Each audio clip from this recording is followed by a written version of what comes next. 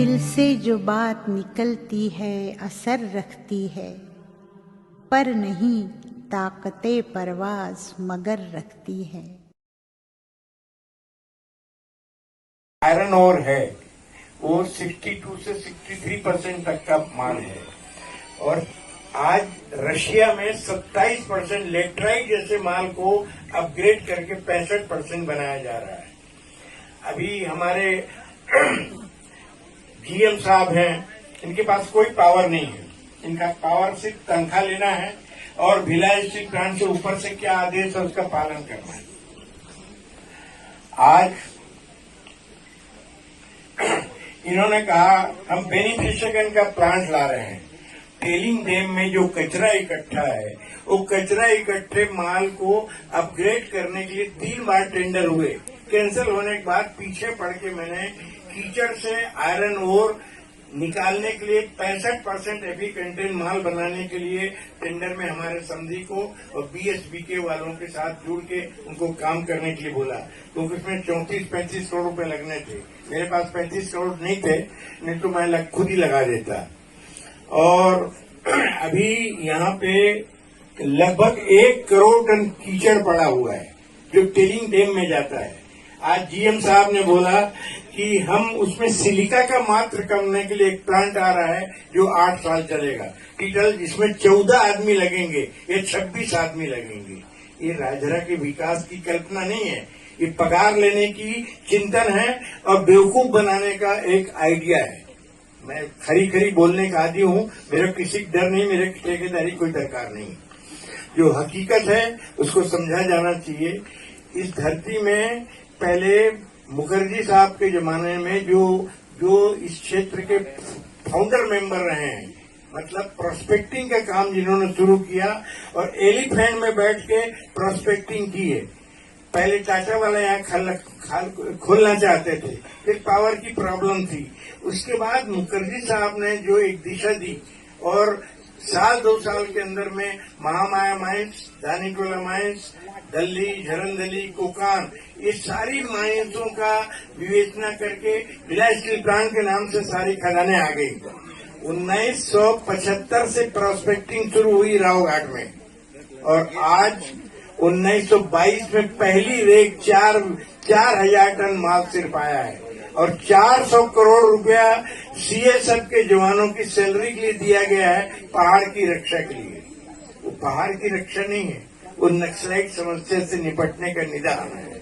प्रश्न ये है, भिलाई को दल्ली राजरा ने जो कुछ दिया है, भिलाई स्टील प्लांट ने दल्ली राजरा के लोगों को कुछ नहीं दिया है। सिर्फ भिलाई स्टील प्लांट के 500-400 की स्कूल खुल गए। हमने 1971 में आर्ट्स, कॉमर्स और साइंस कॉलेज खोलने का उपक्रम शुरू किया और मैं धन्यवाद दूंगा भेड़िया जी को, जिन्होंने वित्त मंत्री बनते हुए सरकार को शासकीय महाविद्यालय खोल दिया। मेरी कल्पना है कि यहाँ मेडिकल कॉलेज आए। ये सरकार की आएगी कि नहीं आएगी मुझे पता नहीं। भाजपा वाले बोलते हैं कि हमारी सरकार आएगी 27 जिला में मेडिकल कॉलेज खोल देंगे। पता नहीं उनकी सरकार आएगी कि नहीं आएगी, क्या होगा, कब बाबा मरेगा और कब बड़ा खाएंगे वो मैं नहीं जानता। लेकिन मैं एक प्राइवेट आदमी को तैयार कर रहा हूँ जो यहाँ मेडिकल कॉलेज खोलने के लिए तैयार हो रहा है और मेडिकल बेस्ट हॉस्पिटल लाने का प्रयास।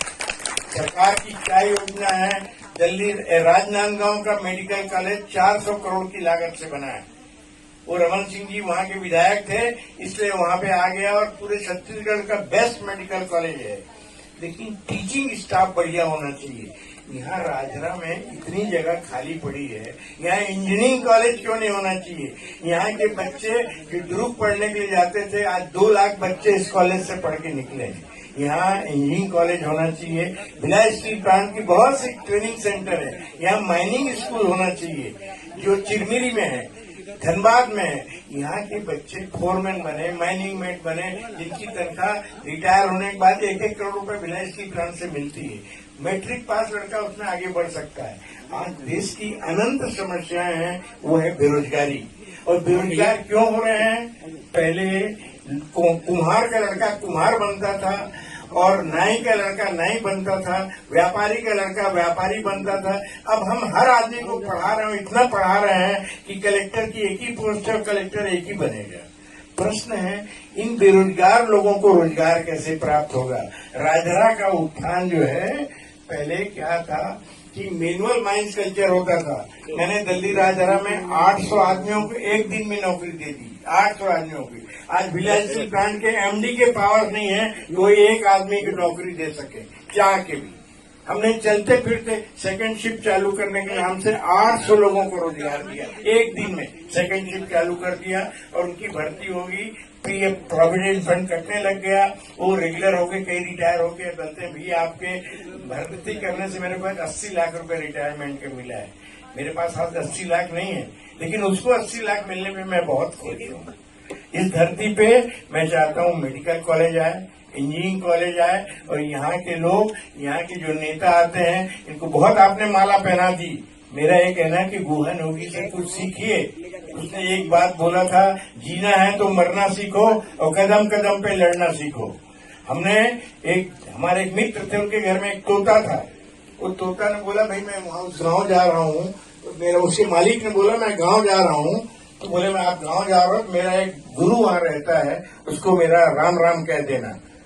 तो बोले वो राम राम काहे के लिए बोल रहे हो? बोले आप बोलना तो सही बोले। उसने जाके उस तोते के गुरु को राम राम कह दिया। उसने जैसे राम राम सुना और तोता की मौत हो गई।